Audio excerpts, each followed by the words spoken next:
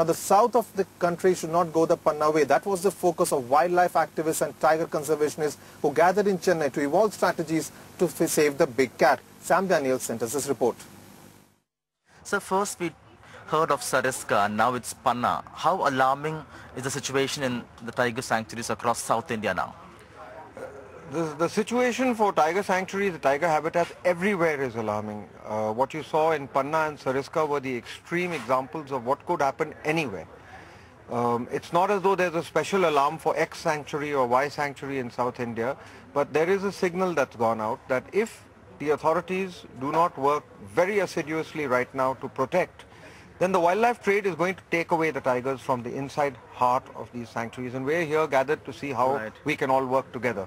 So you talked about how important it is to have tiger corridors for enabling tigers to move from one forest to another.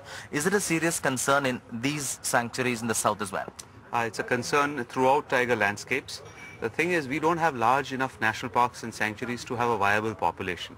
The only way to manage these populations are to integrate them into what is known as a meta-population. That means they should be linked. And this linkage can only happen through these corridors. So the corridors are vital importance for long-term survival of the tiger. Right. And you talked about poaching. Is it a problem in the south as well, and is it important to enhance security all across the sanctuaries in the south? Well, professional poachers will always go where there are tigers. So, you know, wherever there's a good population of tigers, they'll be there eventually.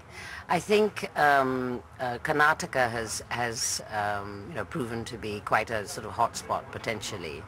And I think everybody has to be very, very alert, because at the moment, the value of a tiger to a wildlife criminal is a dead tiger, not a live tiger.